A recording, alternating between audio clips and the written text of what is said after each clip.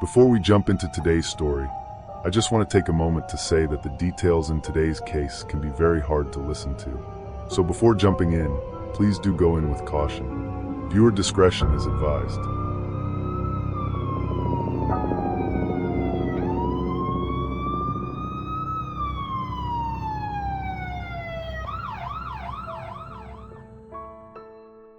When you think about the bond between a father and his daughter, what pops into your head first? For a lot of people, it's words like protection, care, and trust. And honestly, that makes sense. Studies have shown that when a father, or any father figure, is loving and truly involved, it can shape his daughter's life in powerful ways, even long into adulthood. For decades, TV shows and movies have given us all kinds of examples of what good parenting can look like. Some are heartwarming, wholesome, and full of life lessons. But once you move past the old school, family-friendly sitcoms, you start to see another side, stories that dive into more complicated, sometimes even painful family dynamics. Not every parent is cut out for the job, and in some cases, those relationships can take a very dark turn. It's one of those taboo topics that keeps popping up in movies and shows, sometimes played for drama, sometimes even for laughs. And chances are, we're going to keep seeing it. It's become a go-to-plot device. But every now and then, a real story comes along that snaps you out of that "it's just fiction" mindset. Because the truth, reality can be way more disturbing. Sometimes the most horrifying things aren't happening in a movie, they're happening right next door. And far too often, it's a helpless child living through that nightmare, with no one there to pull them out. Ana Matias was born on December 30th, 1993, in New York City. Her parents were her mother and a man named Miguel Matias. According to Miguel's sister, the two had met when they were teenagers. Their relationship was rocky from the start, on again, off again, and eventually they split for good sometime around 2003 or 2004. Friends and family described Ana as full of life, a stylish 8th grader with a bright smile and big dreams of becoming a model one day. She had 2 siblings, lots of friends at school, and from the outside looking in, things seemed pretty normal. Neighbors and relatives said Ana appeared to be her dad's favorite. Even Miguel's sister said the same. By most accounts, Miguel Matias was seen as a good father. He'd take his kids out to eat, buy them clothes, surprise them with gifts, and when it came to Ana, he didn't hold back. He gave her money to get her hair done or to treat herself, just like any doting parent would. Of course, as anyone knows, all the material possessions and money in the world can't make someone a real father. It takes a lot more than that. You can't just buy your children's love.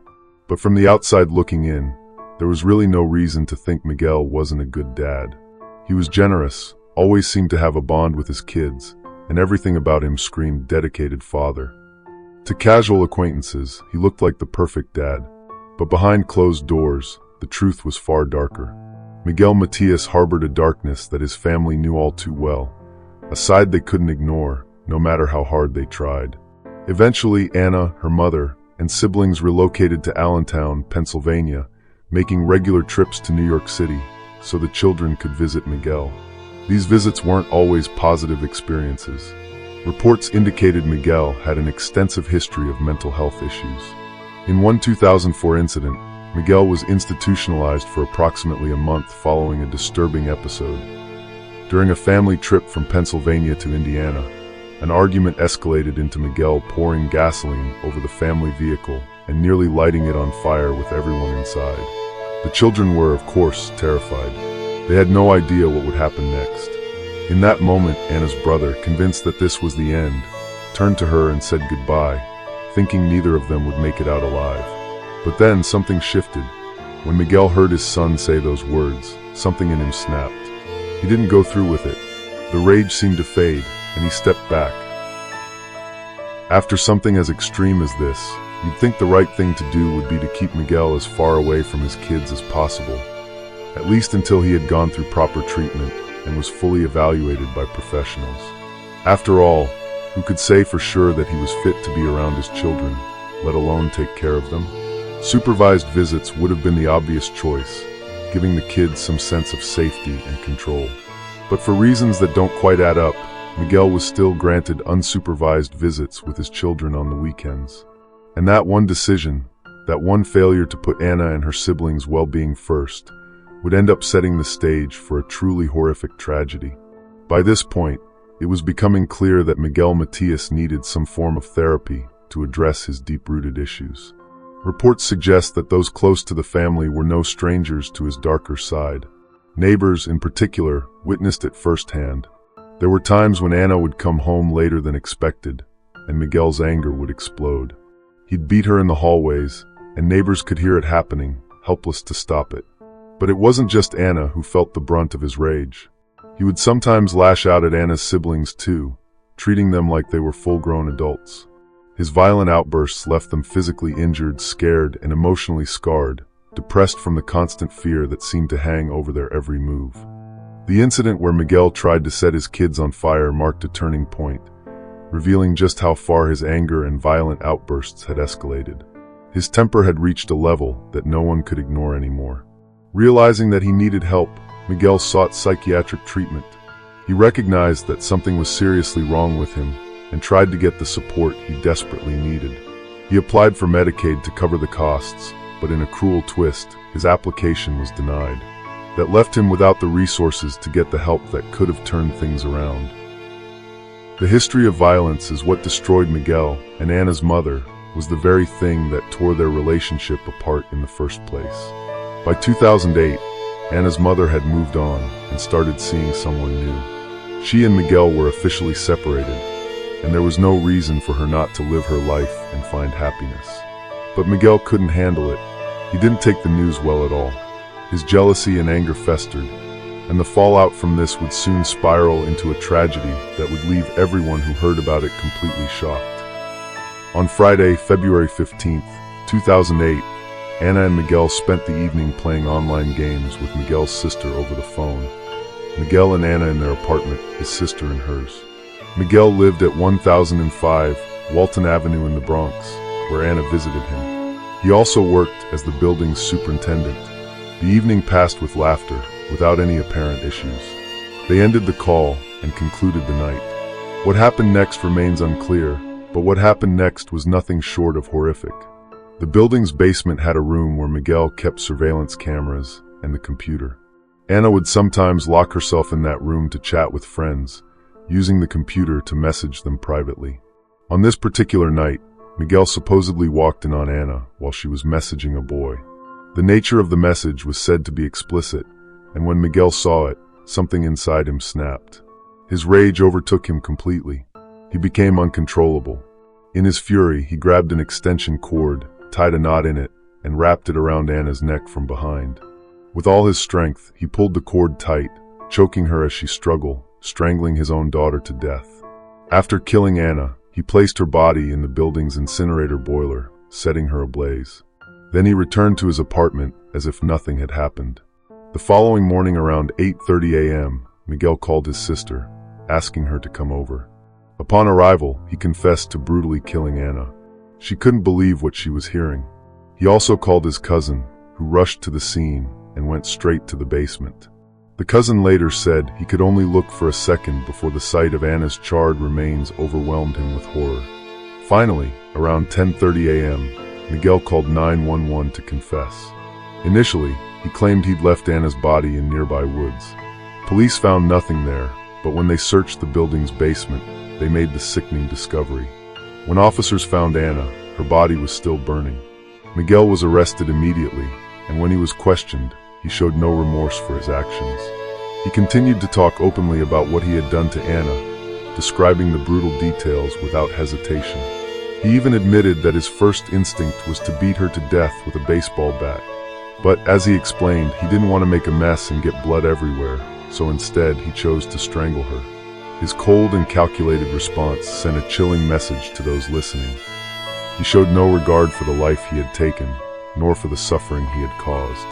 Miguel's confession continued, and in a disturbingly casual tone he said, "You wouldn't believe how heavy a dead body is. I almost expletive on my pants carrying her." He then added, almost as if he were indifferent to the gravity of his actions, "I killed my daughter. I want to do 30 to 50 years. His words were cold and matter-of-fact, showing no remorse for the brutal act he had just described. Even seasoned authorities were stunned by these statements, but an even more horrifying revelation would emerge later. More than a year later, sexual assault charges were added to his other charges of second-degree murder, and this is because when they ran DNA tests on Ana, they would discover that she was 12 weeks, with Miguel Matias as the father. At some point, Miguel began taking advantage of his own daughter, grooming her and engaging in unspeakable acts. It remains unclear whether Ana knew she was pregnant or if Miguel was aware of it. What became chillingly clear, however, was that Miguel's twisted reasoning for killing Ana that night had nothing to do with her. It was all about getting back at her mother. Miguel admitted to authorities that he killed Ana as a way to punish her mother for moving on with her life. His cruelty was rooted in revenge, and his daughter's life meant nothing in his eyes. The kids were not at fault, Miguel said during his confession. His sister would later agree, stating that she believed his actions were driven by a desire to get back at Ana's mother. However, as the full extent of Miguel's sickening behavior came to light, especially the revelation about his abuse of his own daughter, many began to question whether his brutal act was truly about revenge against her mother. Some began to wonder if Miguel's actions were fueled not by anger at his ex-partner, but by a twisted jealousy over his own daughter being with someone who wasn't him. The lines between rage and obsession grew dangerously blurred. While in custody, Miguel Matias attempted to take his own life, seemingly trying to avoid the responsibility for his horrific actions. In response to his attempts and his apparent mental state, he was ordered to undergo an evaluation at Bellevue to determine whether his mental stability played a role in his crime. After the evaluation, he was deemed fit to stand trial, and the justice process moved forward. Miguel Matias was sentenced to life in prison for his horrific acts, but he would die behind bars in 2011, never facing the true weight of his crimes. When we think of what it means to be a loving and devoted father, words like protect, nurture, and trust are usually at the forefront. But what happens when all of that is lost? What is a child supposed to do when the very person who is supposed to offer them love, safety, and care becomes the one they need protection from? It's a chilling reality that, for Ana, was tragically all too real. It's impossible to truly imagine what Ana's life could have been like if Miguel had been the father he should have been. She could have grown up to live out her dreams, maybe even becoming a model like she had always wanted. Or perhaps she would have taken an entirely different path in life, one full of opportunities and hope. But tragically, she'll never have that chance. Alternatively, had she carried that child to term, her life could have taken an even darker turn, one that might have haunted her for the rest of her days. The pain and suffering Ana must have endured is beyond comprehension. The reality is, we'll never know what could have been for her, and it's devastating to think about the future she was robbed of. More than once, Ana was placed back in the care of a person who had clearly shown all the warning signs of danger. Why was he given visitation rights when everyone around him could see the rage that was quietly building inside him? Why was it deemed acceptable for him to be around these children without being properly evaluated? How could anyone allow him access to them after he had already shown the willingness to harm them, attempting to take their lives once before? These are questions that anyone hearing this case would understandably ask. But the heartbreaking truth is that no matter how many questions we ask, no matter how much we search for answers, they can't bring Ana back. She'll never have the chance to live the life she deserved. And that is the tragic reality of it all. Ana would have been 31 years old today if she were still alive. A life cut tragically short, stolen by the very person who was meant to protect her. Rest in peace, Ana Matias. You are not forgotten. Though your life was taken far too soon, your story lives on, a reminder of the importance of protecting those who can't protect themselves. Monsters aren't just in the dark, they walk among us.